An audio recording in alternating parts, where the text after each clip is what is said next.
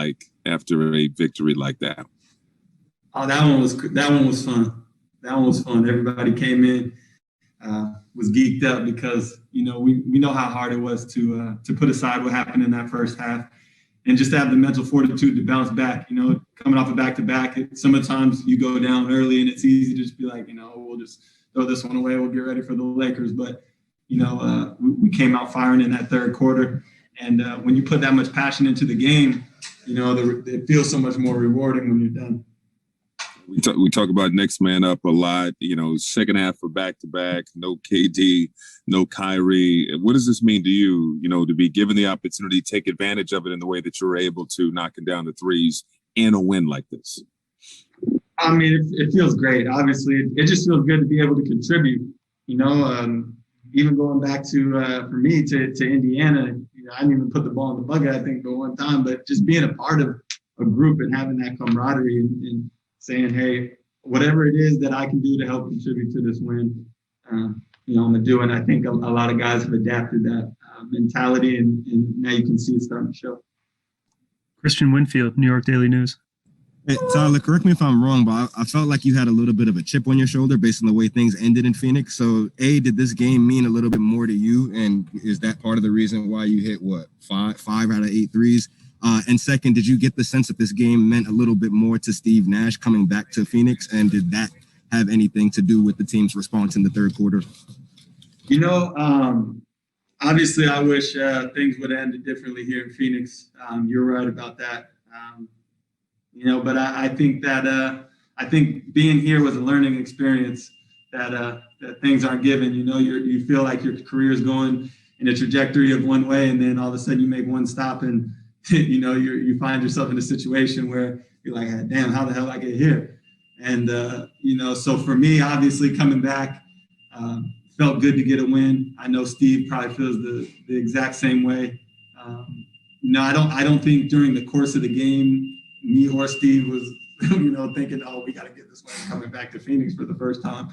But when you step back and look at it now, it's like, wow, that was a good win. That was a good feeling to get your coach first time he comes back a win here, and as a player, some of the guys on the other side of the court, so you can talk some shit later. Malika Andrews, ESPN. Tyler, considering you all don't practice all that much, and there's sort of the games are your practices, how do you view the minutes that you have been getting in terms of your opportunity to crack into the rotation a little bit more permanently as opposed to sporadically?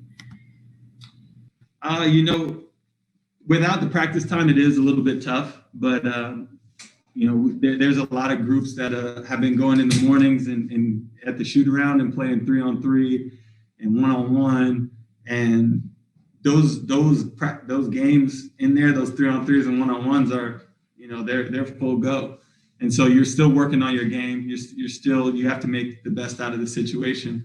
And so you find guys like, Bruce, when he got ready, he was doing his thing. Landry came out for maybe a game or two when he was working on his game, comes back, and now he's rejuvenated.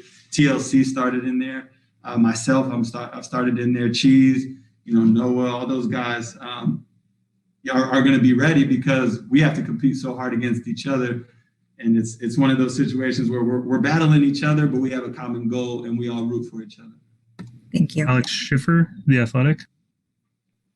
Hey, Tyler, kind of piggybacking off Malika's question, you guys have won 4 in a row while having, this attrition of different guys out different nights.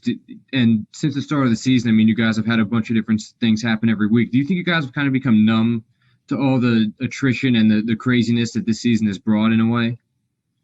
For sure. At the end of the day, it's still basketball. You still got a lot of guys who have played, a lot of NBA games. And so sometimes sometimes a lot of stuff gets thrown at you, and it's how you can filter out what's important and what's not. The noise is always going to be there, especially with a team of this magnitude and with this many superstars.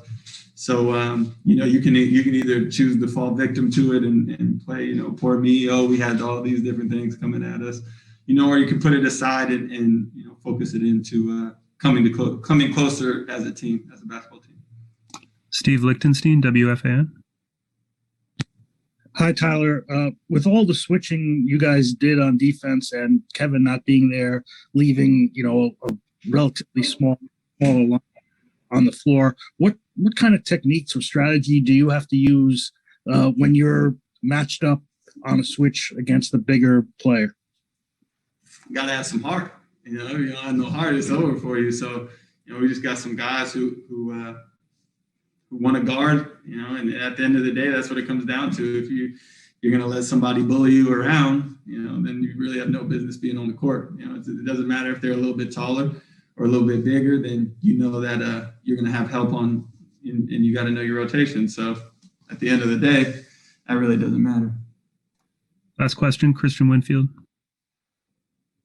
Hey, Tyler, I think it was 3,000 fans in the arena today. Did you feel that energy out there? Yeah, it was good to see people back in the stands. It's looking forward to, maybe as the season goes on, more and more people being allowed in, our arena or maybe opposing arenas. It just, basketball feels a little bit better with the fans in there.